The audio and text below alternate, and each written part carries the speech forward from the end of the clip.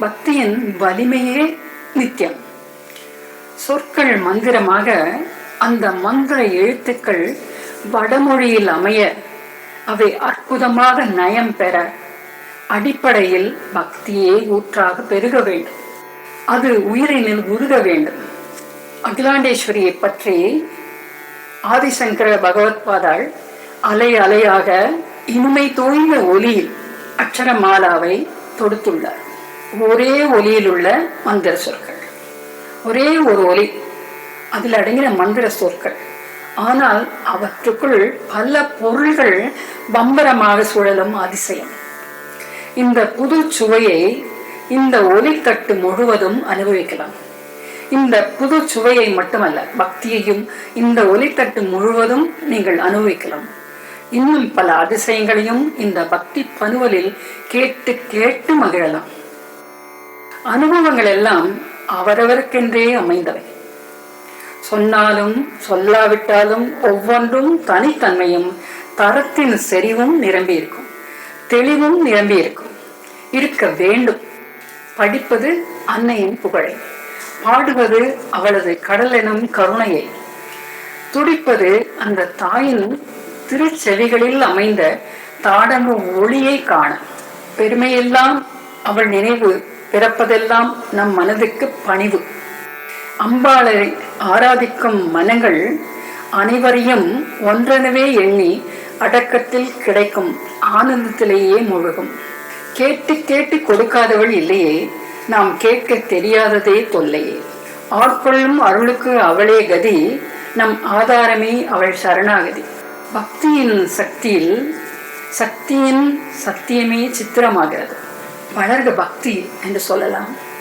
ஆனால் அந்த வலிமையே நித்தியம், அந்த வலிமையே சத்தியம், அந்த வலிமையே உங்களுக்கு என்றும் உடன் இருந்து செய்யும் வலிமை கூட்டு. முன்னே அமர்ந்து கொண்டாய் அன்னைக்கு மூத்த மகனான மூஷிக வாகனா, தன்னேரில்லாத வலிமை எதிலும் தானே முதன்மையாய் தத்துவம் ஆகினாய். சொல்லெடுத்துக் கொடு பாடுவேன், உன்றன் சொந்தம் நினைத்து நினைத்து நான் ஆடுவேன். கொள்ளிடம் காவேரி நடுவில் இங்கு குடிகொண்ட ஆனந்த கூத்தாடும் பிள்ளையே, வடிவத்தில் அழகான மகனே, உன்றன் வலிமைக்கு ஈடேது வாழ்த்துவேன் அகமே.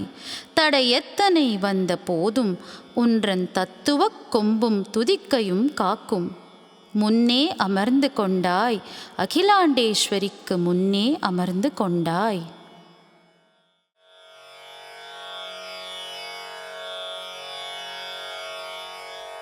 अध्वातीतपदे अलङ्कृत शिवे अर्थान्तरर्थे परे अत्यर्थे अमलाशये अतिदये अर्धेन्दुभूषोज्ज्वले अध्यक्षे अमराङ्गना परिवृते अध्यात्मविद्यामये अव्यक्ते अचलाधिराजतनये वन्देऽखिलाण्डेश्वरी। आद्ये आगम संप्रदाय निपुणे आचार्यवर्यार्चिते आधारादि सरोजपीठ निलये आलोलनीलालके आताम्राधर चारुमन्दहसिते आपीनवक्षोरुहे आब्रह्माच्युत शङ्करार्चितपदे वन्देऽखिलाण्डेश्वरी। इच्छाज्ञान समस्त शक्ति सहिते इन्दीवरश्यामले इन्द्रोपेन्द्रवरप्रदे भवनाधीशे इनाराधिते इज्जे इन्दुनिभानने इभनुते इष्टार्थसिद्धिप्रदे इन्द्राणी नमिते इभाननसुते वन्देऽखिलाण्डेश्वरी। ईशे ईश विरिञ्चि शौरिवरदे ईड्यालि ईशात्मिके ईर्ष्यादूषित चित्तदूरचरणे ईशप्रिये ईश्वरी। ईड्ये ईश्वर वामभागनिलये ईङ्कारक्लिप्तोदये ईशित्वादिमहाविभूतिनिलये वन्देऽखिलाण्डेश्वरी। उद्यद्भानुसहस्रकोटिकिरणे उर्वीधरेन्द्रात्मजे उत्फुल्लाम्बुजलोचने उभयकावेर्यन्तरालाश्रये उद्यच्चन्द्रनिभानने उरुतरे उच्चासने उज्ज्वले उद्दामद्युतिपुञ्जमञ्जुलतरे वन्देऽखिलाण्डेश्वरी ऊहापोह विवेकबाह्यनिलये ऊनातिरिक्तोज्ज्वले ऊर्जस्वन्मणिमेखला विलसिते ऊरीकृतार्थप्रिये ऊर्ध्वाधोद्भवयोगमूलनिलये ऊष्मापहारोज्ज्वले ऊधः क्षीरसुधाधृतत्रिभुवने वन्देऽखिलाण्डेश्वरी ऋग्वेदादिनिषेविते ऋतुनते ऋद्धानुकम्पावहे ऋद्धामोदमुखेप्सिते ऋतुनुते ऋक्षौघसंसेविते ऋक्षाधीशकलान्विते रणतमो भास्वत्पदाम्भोरुहे ऋद्ध्यापूरितविष्टपत्रयनुते वन्देऽखिलाण्डेश्वरी रूपारूप सदाशिवान्तरगते रूपे सदा रूपिणी रूपातीत परापरार्थनिलये रूढप्ररूढात्मिके ऋणाञ्जन्मजरापहारनिलये नृत्राणकल्पद्रुमे ऋणां पापविमोचनाद्यफलदे वन्देऽखिलाण्डेश्वरी क्लिप्ताशेषजगन्महेशनिलये क्लिप्ताङ्गरागोज्ज्वले क्लिप्ताक्लिप्तविशङ्क्यमानविलसन्मध्यावलीरञ्जिते लिङ्गाराधन तत्परे लिकुचराजत्पाणिपङ्केरुहे क्लिप्ताकल्पमनोहराङ्गलतिके वन्देऽखिलाण्डेश्वरी लूताधीश गजेन्द्रपूजितपदे लूनाहितेशान्विते क्लीङ्काराङ्कितबिन्दुपीठनिलये क्लीङ्काररूपेडिते लूतातन्तुजडीकृतेशनिलये लूनाहि वल्लीदले लूताक्ष्मापतिमुक्तिदातृमहिले वन्देऽखिलाण्डेश्वरी एके एकमहाम्बुराशिनिलये एकान्तक्लिप्तोदये एकानेकतया विभक्तभुवने एकातपत्रोज्ज्वले एणीचारुविलोललोचनयुगे एकावलीभूषणे एतत्तत्त्वमयाणिमादिवरदे वन्देऽखिलाण्डेश्वरी ऐङ्कारासनमध्यपीठनिलये ऐन्द्रादिलोकप्रदे ऐरावत्युपमानदेहलतिके ऐन्द्र्यादिशक्तीडिते ऐङ्काराक्षरवेदवेद्यविभवे ऐश्वर्यदाने क्षणे ऐमैमित्यनुसन्दधानभुवने वन्देऽखिलाण्डेश्वरी ओमित्येकपदावलीडितपदे ओजो विशेषान्विते ओष्ठाधावितबिम्बविद्रुमलते ओघत्रयाराधिते ओघैरप्सरसां सदा परिवृते ओताखिलार्थाधिपे ओजो राजितवाग्विभूतिविनुते वन्देऽखिलाण्डेश्वरी औषीरादिसुगन्धिशोभनकचे औत्पत्तिजालप्रिये औदासीन्यविभिन्नदैत्यविभवे औपाधिकोपान्विते औदार्याकरपादपङ्कजयुगे औपम्यहीनानने औमाकान्तपदप्रदार्तिहपदे वन्देऽखिलाण्डेश्वरी अम्भोजासनमुख्यसेवितपदे अम्भोधरश्यामले अङ्गाकल्पितरत्नभूषणशते अण्डौघसंसेविते अम्बाकाशतया विभक्तभुवने अम्भोरुहाङ्घ्रिद्वये अह्नायान्तकसूदनप्रियतमे वन्देऽखिलाण्डेश्वरी अस्ताघे अवनम्रदेव निवहे अस्तोकभाग्योदये अर्धाधिक्यमनोहरे अचलजे अष्टाक्षरैरर्चिते अर्घातीतमनोज्ञभूषणशते अक्षीणसौभाग्यदे अर्काम्भोरुहवैरिवह्निनयने वन्देऽखिलाण्डेश्वरी कावेरी पुलिनालये कमलजे कामारि वामालये कारुण्यामृतलोचने कविनुते कन्दर्पकान्तिप्रदे कल्याणि क्षितिलोककल्पलतिके कारुण्यवारान्निधे कालाम्भोधर कम्रकुण्डलधरे वन्देऽखिलाण्डेश्वरी खर्वाटे खगकेतनानुजवरे खट्वाङ्गपाणिस्तुते खर्व विवर्जिते खगमयूखाराधिते खड्गिनी खद्योते शवरप्रदे खगनुते खद्योतकोटिप्रभे खण्डेन्दुज्वलशेखरे खगचरे वन्देऽखिलाण्डेश्वरी गङ्गावर्तसमाननाभिकुहरे गण्डोज्ज्वलत्कुण्डले गन्धर्वासुरसिद्धकिन्नरनुते गन्धोत्तमालेपिते गम्भीरामृतसिन्धुमध्यनिलये गाम्भीर्यधैर्याधिके गङ्गोत्तुङ्गतरङ्गशेखरयुते वन्देऽखिलाण्डेश्वरी गीतानन्दमये गिरीशनमिते गीतप्रियाराधिते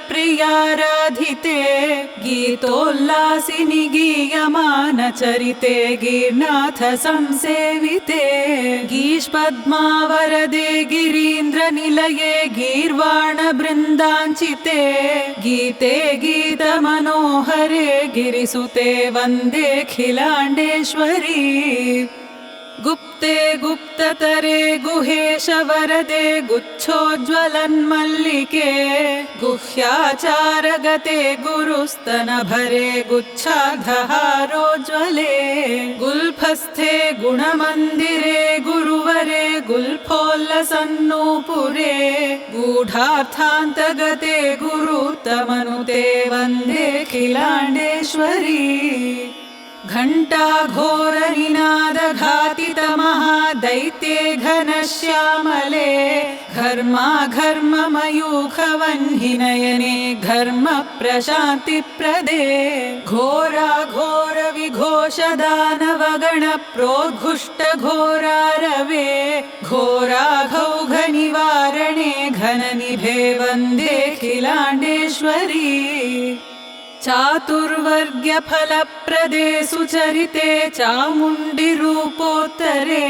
चक्राधिष्ठितपादपद्मचतुरे चन्द्रानने चण्डिके चन्द्रोपेन्द्रचराचरात्मकजगद्रूपे चलत्कुण्डले चञ्चल्लोचनवञ्चितेश्वर शिवे वन्देऽखिलाण्डेश्वरी छिद्रघ्नस्मितचन्द्रिकाधवलिते छायेश्वरद्योतिते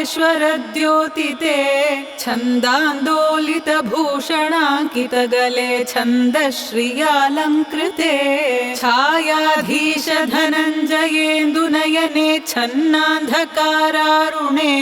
छन्दो बृन्दमहः सुकान्तिनिलये वन्देऽखिलाण्डेश्वरी जम्बूलनिधे जनार्दननुते जम्भारि सम्भाविते जम्बूद्वीपमनोज्ञकल्पलतिके जह्वात्मजा शेखरे जन्मव्याधिजरापहे जलमये जाम्बूनदालङ्कृते जम्बूनाथ मनोहरे जननुते वन्देऽखिलाण्डेश्वरी झञ्झावाततरङ्गितप्रविमल श्रीनिर्झराप्लाविते झङ्कारीकृतषट्पदालकभरे झाटित्यबुद्धिप्रदे झर्झारारवभूषणे झलझलन्मञ्जीरपादाम्बुजे झल्लीमद्दलझर्झरस्वननुते वन्देऽखिलाण्डेश्वरी ज्ञानानन्दमहासमुद्रतरणे ज्ञानात्मरूपा परे ज्ञानज्ञेयमये त्वदङ्घ्रिभजतां ज्ञानप्रदे ज्ञानिनां ज्ञानाज्ञानमयस्वरूपिणि शिवज्ञानप्रकाशप्रदे ज्ञातिक्षेत्रकलत्रधान्यधनदे वन्देऽखिलाण्डेश्वरी टङ्काद्यायुधभूषणोज्ज्वलकरे ठावेक्ष्यमानानने डिम्बाहुङ्कृतढङ्कृतासुरशरे डोलाडिढेशस्मिते डिम्बाकारतया सुपालितजने ढक्कारवोद्घोषिते ढण्ढण्डेति झटिक्वणादिमहिते वन्देऽखिलाण्डेश्वरी तत्त्वार्थप्रतिपाद्यमानचरणे तत्त्वत्रयोद्दीपिके तत्त्वातीतपदे तपोधननुते तारेश चूडामणे तारुण्यामृतसिन्धुमध्यलतिके तार्क्ष्यध्वजाराधिते तापिच्छस्तबकद्युते तनुलते वन्देऽखिलाण्डेश्वरी स्थाणुप्रेमनिधे स्थितिशमहिते स्थैर्यस्थिते स्थापिके स्थानास्थानकृतार्थदेहिनि वः स्थित्यन्तसर्गोद्यते स्थानाधिक्यमनोहरे स्थिरतरस्थाण्वन्तरालाश्रये स्थूलागोचरदर्शने स्थितिमये वन्देऽखिलाण्डेश्वरी दाक्षाचारवरप्रदे दमयुते दक्षे दयाङ्कूरिते दान्ते द्रष्टृमनोहरद्विजवरे दन्तावलाराधिते दानादानविदानचोदनपरे दातृस्वरूपा परे दैन्याध्यात्मिकतापहारिचरणे वन्देऽखिलाण्डेश्वरी दिव्यज्ञानमये दिवाकरनिभे दिव्याम्बरालङ्कृते दिव्यस्त्रीजनसेविते द्विजमये दीक्षाप्रदानोद्यते दीप्ते दीप्तशशाङ्कवह्निनयने दीनादिमुक्तिप्रदे दिक्पालादिदिगम्बरार्चितपदे वन्देऽखिलाण्डेश्वरी दुर्भिक्षादिसमस्तदुःखहरणे दुःशीलतापापहे दुर्गाद्यावृतिदेवतार्चितपदे दूर्वाङ्कुरश्यामले दुर्लक्ष्यागमचित्तदूरचरिते दुर्गादुवस्यापरे दुर्वासादिमुनीश्वरस्तुतिपदे वन्देऽखिलाण्डेश्वरी धर्मिष्ठे धरणीधरेन्द्रतनये धाराधरोद्यत्प्रभे धम्मिल्लाञ्छितमल्लिकादिकुसुमे धर्मादिसंसेविते धर्माद्यर्थचतुष्टयस्थितिपदे धामत्रयाराधिते धन्ये धार्मिकचित्तनित्यनिलये वन्देऽखिलाण्डेश्वरी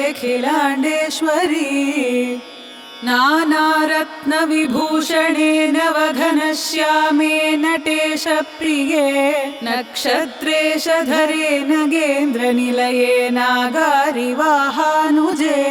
नानादेववृते नरोत्तमनुते नाथे नृमुक्तिप्रदे नाकौको गणनम्यमानचरणे वन्देऽखिलाण्डेश्वरी नीहाराचलकन्यके निगमगे नित्यात्मिके निर्मले निःशेषाण्डसुमातृके निशिचराराध्ये निशीशाङ्किते नीपारण्यनिवासनित्यरसिके निर्निद्रपद्मेक्षणे निःशोकाकृतिके निरञ्जनपदे वन्देऽखिलाण्डेश्वरी पद्मे पद्मनिभानने परतरे पद्मार्चिताङ्घ्रिद्वये पद्मस्ते परदानवारि विनुते पद्मासनाराधिते पद्मास्ये परलोकसाधनपरे पञ्चाक्षरालङ्कृते पक्षापक्षविवर्जिते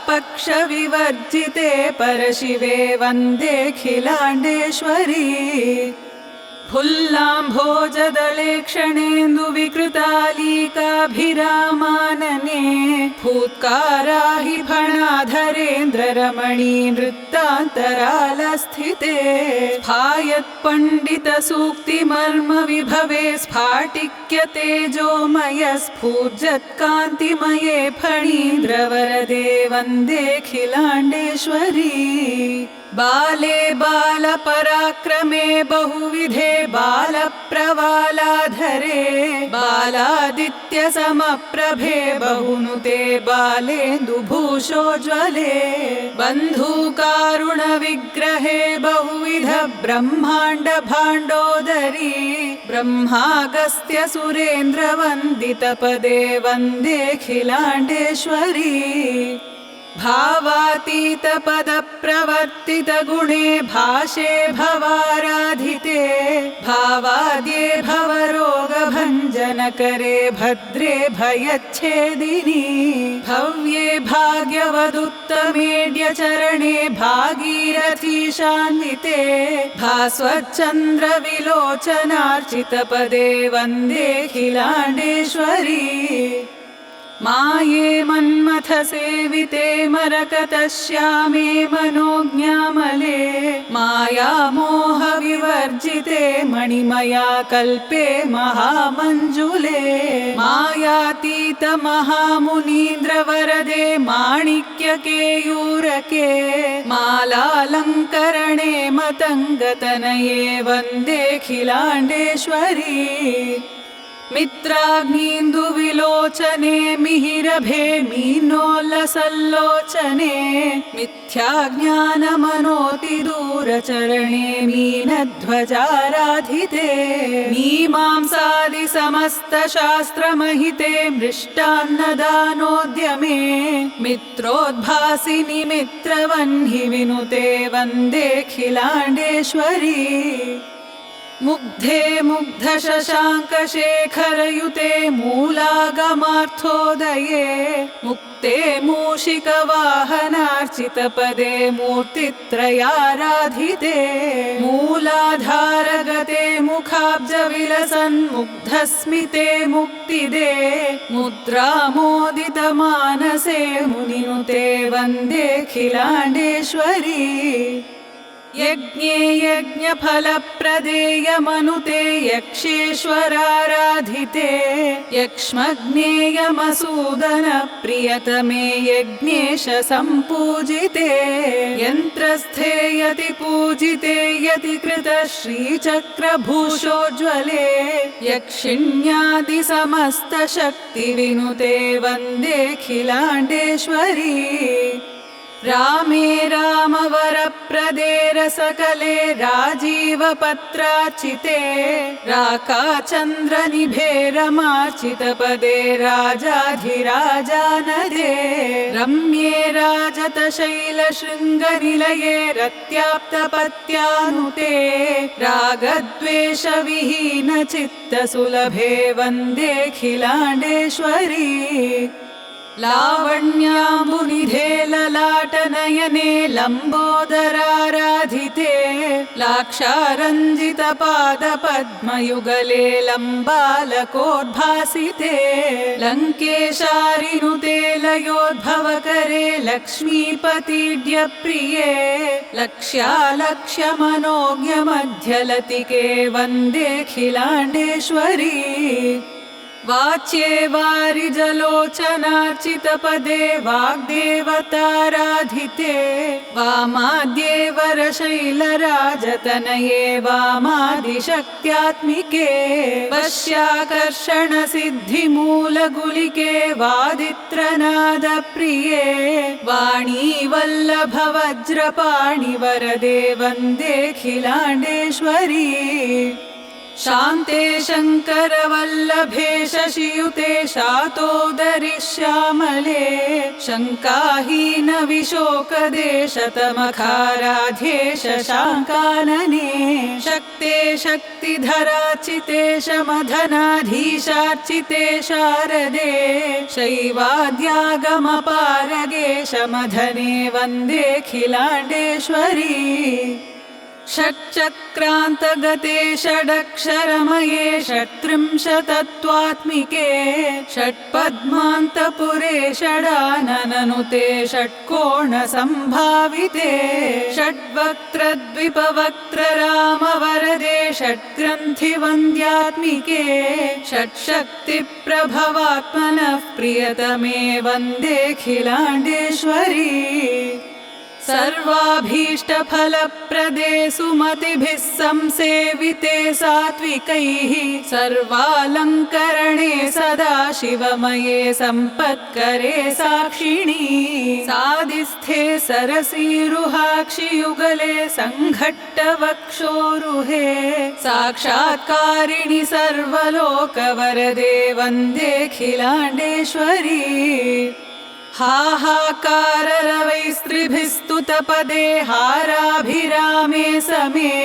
हंसोल्लासितरम्य विश्वविभवे हं बीजमूलाङ्कुरे हस्ते हस्तिवनालये हरिहर ब्रह्मेन्द्रवन्द्येश्वरी हंसातीतपदे हकारचरिते वन्देऽखिलाण्डेश्वरी लम्बीजेलकुले लता मृदुतनोऽलङ्कारसम्पूजिते लम्बीजेन सुलक्षितेऽड्यविभवे क्लीङ्काररूपान्विते लान्ते हन्तगरे जवात्समुदिते त्रस्तान् सुरान् वीक्ष्य तत् लान्ते गे विनियच्छदीशमहिळे वन्देऽखिलाण्डेश्वरी क्षोणीशाग्रयपदैकलक्षणविधिक्षेपप्रमाणे क्षणे क्षिप्रादक्षिणकुक्षिशिक्षणमनः क्षेत्रज्ञसंरक्षिणी त्रयक्षालक्ष्यतिदिक्षु दक्षदमनः क्षान्तान्तसंवीक्षणे क्षन्तव्यं क्षितिभृत्सुते स्तुतिवचः क्षुद्रं मदीयं शिवे इति गिरिवरपुत्री पादराजीवभूषा भुवनममलयन्ती सूक्तिसौरभ्यसारैः शिवपदमकरन्दस्यन्दिनी मन्निदाना मदयतु कविभृङ्गान् मातृका पुष्पमाला படிக்கப் படிக்கத்தான் பலன். ஊற்றில் எடுக்க எடுக்கத்தான் அமுத நீர். பலமுறை பலருடன் படியுங்கள். எண்ணங்களை பகிர்ந்து கொள்ளுங்கள். ஏற்றத்தில் உங்கள் ஆற்றல்கள் தேவியின் தாடங்கத்திற்கு மெருகூட்டட்டும்.